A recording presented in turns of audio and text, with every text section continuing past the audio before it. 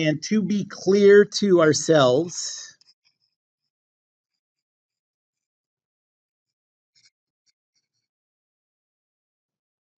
about, let me say it like this, be clear about the boundary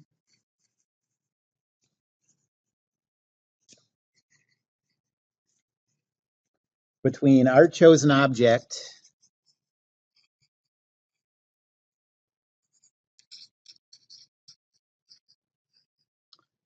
and the surroundings.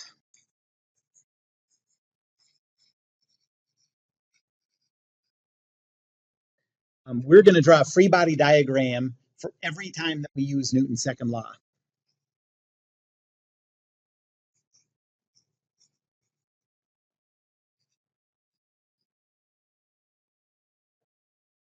Free body diagram.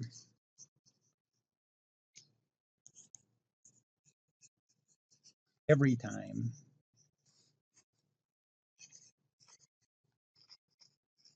we use Newton's second law. And so if you use Newton's second law without a free body diagram, in this class, I'm going to take off a small number of points, but just to make sure that you get in this habit. The thing about free body diagrams is like, it's sort of too bad that it works this way. Like at first, often people don't really see the benefit in drawing free body diagrams because we start out with the simplest problems. And the simplest problems, you can do this kind of stuff in your head without too much trouble. But when you get into more complicated problems, these are really useful. And well, you don't see that for a while. And the danger is that you get in the bad habit and then you see the hard stuff and you don't really know how to approach it. We're going to try to be very careful about getting good habits. And then when we get to the harder stuff, it'll be done. So, okay, free body diagrams.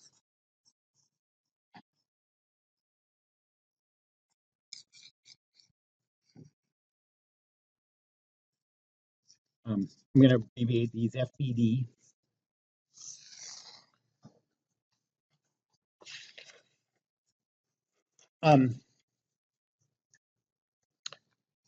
And like I just said above, draw a free body diagram every time you use the second law.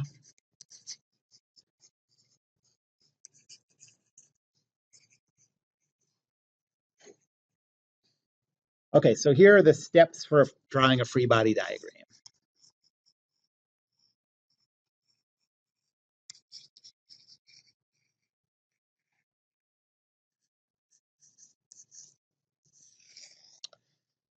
The first one is to draw a closed outline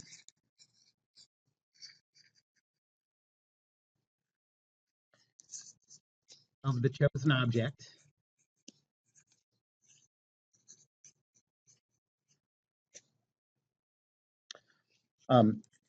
with no internal details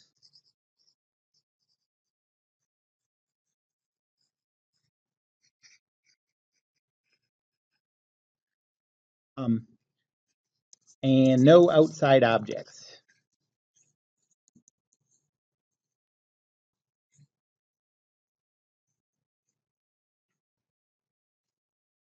Okay, so for example,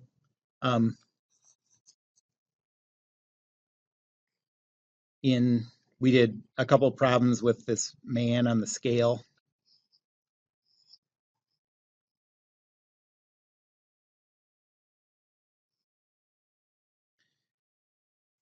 If the chosen object is the man,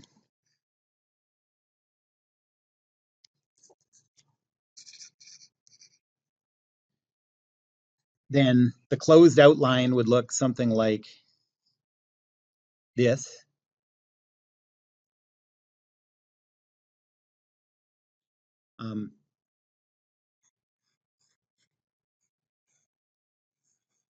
Not this, because it's not a closed outline.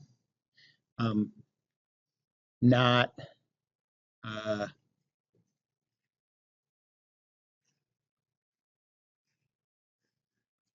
I mean, I could have drawn it like a gingerbread man shape if to make the man feel better about his conditioning, but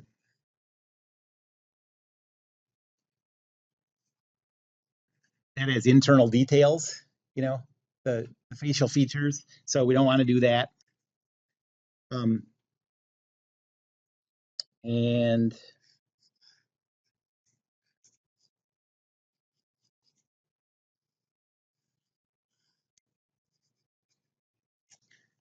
not this one because the scale and the ground are external to our chosen body, and we don't want that in there. Okay, so the name free body diagram free and free body diagram refers to the fact that we're drawing our object and it's free of anything else.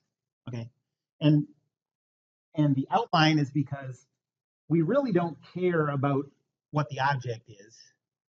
It sounds harsh, but we don't really care anything about this guy except what his boundary is, you know? That's all we want. And so that closed outline makes it very clear, like anything outside the skin there is surroundings, anything inside is included.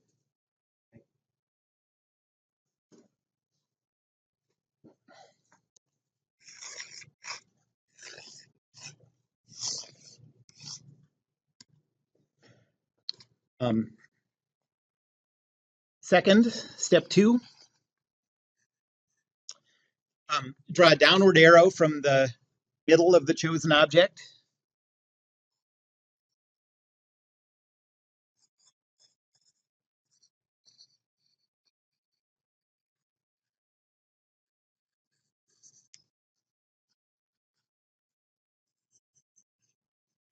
That's going to represent the weight force, and label it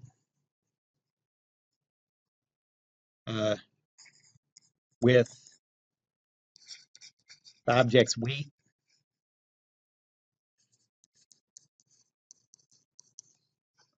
Or you can also label it mg.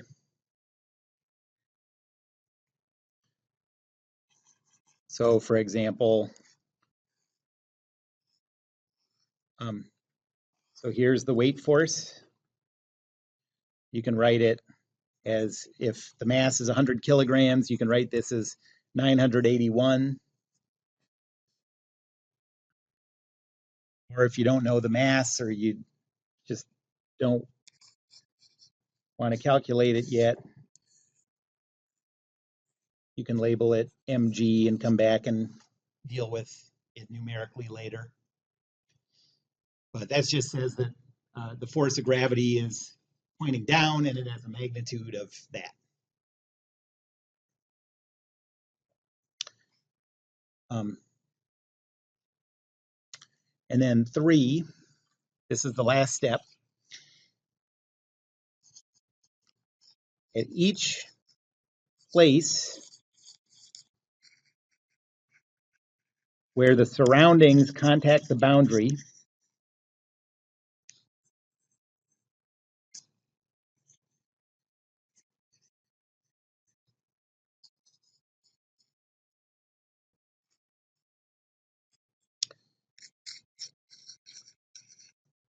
draw an arrow in the direction of the contact force.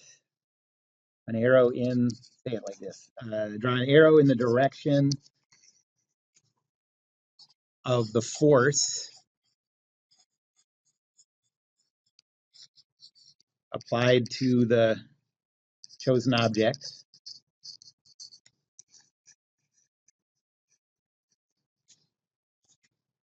And then label that arrow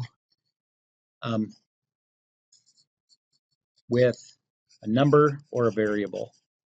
If you know the number, you can put it down. Usually these are the kind of things that we have to solve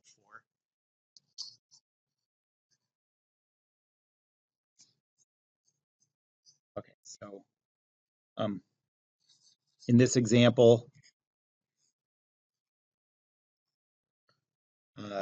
we have the weight force of 981, and we're going to know in 10 minutes or something, we'll know that the scale is pushing up on the man's feet.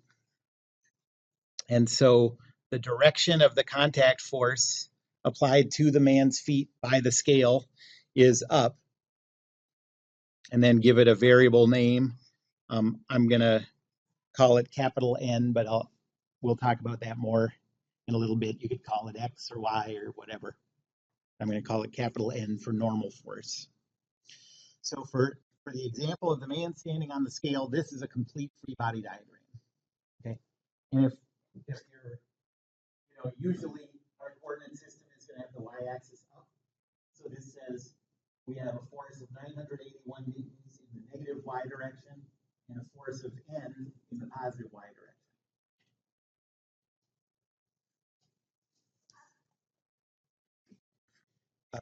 One thing I want you to notice about the free body diagram,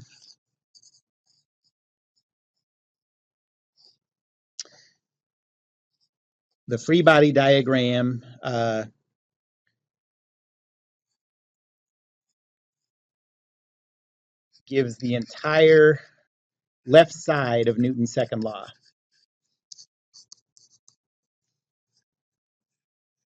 That's the F net side.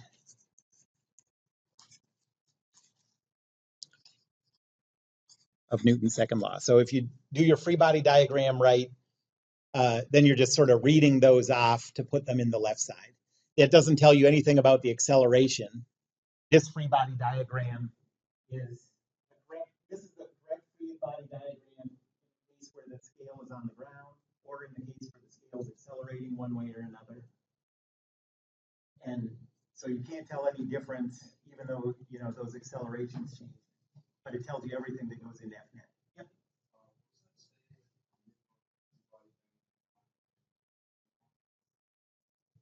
981. Yeah. So like in the example, the last time I was drawing this picture, he had a mass of 100 kilograms. So that's 100 times 9.81.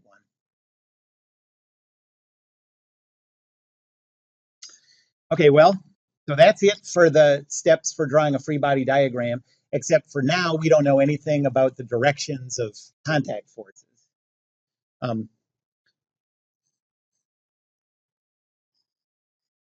So now we just need to know something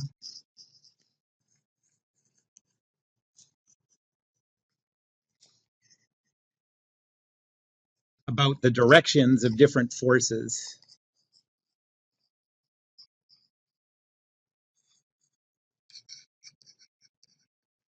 We already have gravity, so these are all contact forces.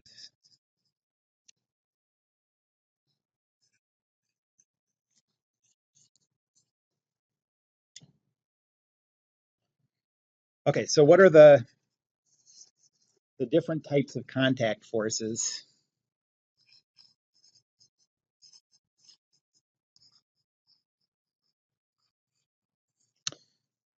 Well, I'm going to break that up into first pushing contact along flat surfaces, along a flat surface. Pushing contact along a flat surface.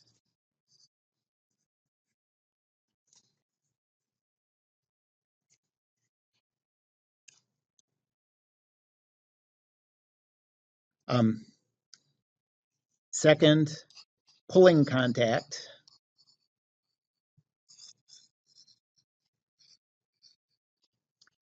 And one way to think about this, like how do you know if you have pulling contact? This is the case where the contact could be replaced by a cable, a string or something.